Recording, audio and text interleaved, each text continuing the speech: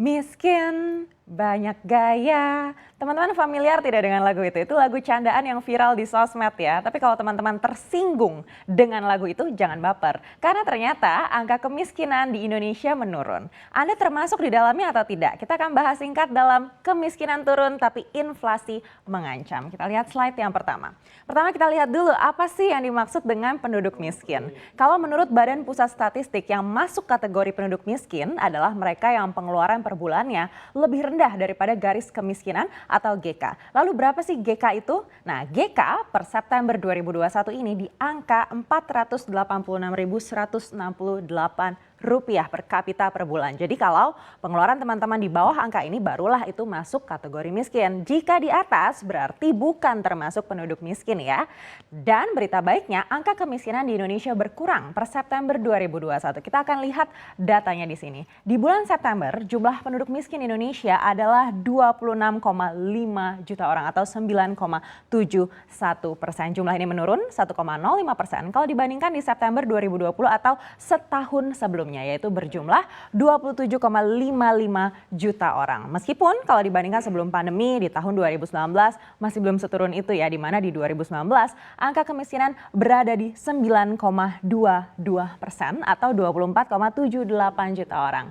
Sedang menuju ke sana, di mana penduduk miskin di RI semakin berkurang. Dan angka ini menunjukkan pemulihan perekonomian yang semakin nyata di Indonesia. Di 2020 harus diakui memang peningkatan kemiskinan cukup tinggi dengan banyaknya PHK dan juga pembatasan akibat COVID-19. Bukan hanya negara kita yang merasakan dampak signifikan ini, tapi negara-negara lain juga. Lalu bagaimana dengan daerah-daerah di Indonesia? Daerah mana yang persentase penduduk miskinnya paling tinggi? Kita akan cek slide berikutnya. Kita akan lihat 5 daerah dengan persentase kemiskinan tertinggi di Indonesia. Menurut BPS di urutan pertama ada Papua dengan persentase mencapai 27,38%. Lalu di nomor kedua ada Papua Barat dengan persentase hingga 21,82%. Di posisi ketiga ada Nusa Tenggara Timur yang presentasinya nggak 20,44%. Lalu ada Maluku yaitu 16,3% dan Aceh di posisi kelima dengan 15,53%. Miris ya kalau melihat angka ini, terutama Papua yang kita tahu kekayaan alamnya memang penuh dengan emas, tapi malah merajai daftar daerah yang persentase penduduk miskinnya paling tinggi. Selain itu di Papua juga kesenjangan pengeluaran penduduk di kota dan desa ini juga cukup tinggi ya dibandingkan 4 daerah lainnya dengan Gini rasio mencapai 0,396% di September 2021.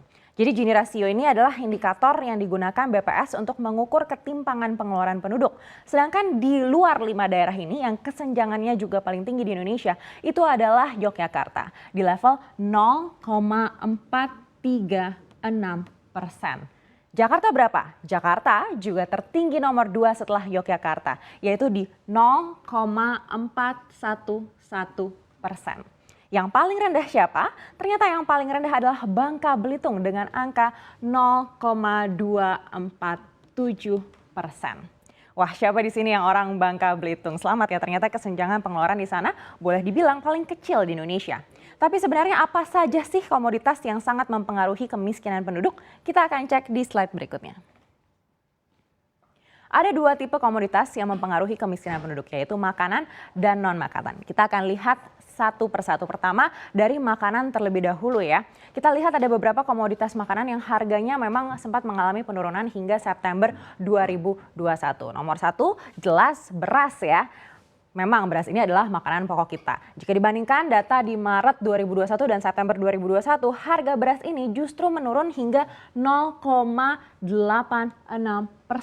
Sama juga dengan harga daging ayam ras. Nah, ini komoditas penentu kemiskinan nomor 3 yang patut disyukuri karena harganya menurun. Demikian juga dengan gula pasir yang harganya juga menurun 0,88% begitu ya di nomor 5. Namun selain bahan pokok yang menurun harganya ini di bulan September 2021, ada komoditas lain yang harganya tidak turun tapi juga mempengaruhi kemiskinan penduduk. Misalkan rokok kretek filter ini di posisi kedua. Rokok ini menjadi perhatian perhatian juga dari Menteri Keuangan. Bahkan Menko menyebut rokok menjadikan rumah tangga miskin semakin miskin. Ini juga menjadi salah satu alasan mengapa ia menilai akhirnya kebijakan kenaikan tarif cukai harus dilakukan untuk melindungi anak-anak dan orang miskin. Lalu berikutnya juga ada mie instan, lalu juga ada kopi bubuk, lalu kue basah dan juga tempe dan tahu. Nah, kedua kategori bukan makanan yaitu ada perumahan, bensin, listrik, pendidikan dan perlengkapan mandi seperti sabun, sampo dan lain-lain begitu ya.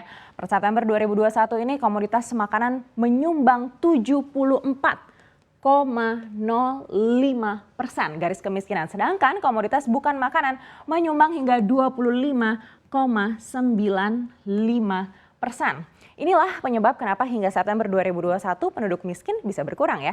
Mungkin karena banyaknya penurunan harga ini. Wah, lalu gimana dengan angka kemiskinan di Maret 2022 ini ya, di mana bulan Januari ini kita lihat banyak harga yang naik seperti minyak goreng salah satunya. Hal ini tentunya bakal turut menaikkan inflasi dan turut mempengaruhi perekonomian masyarakat miskin tersebut. Kita harapkan tingginya harga beberapa bahan pangan saat ini juga bisa segera turun.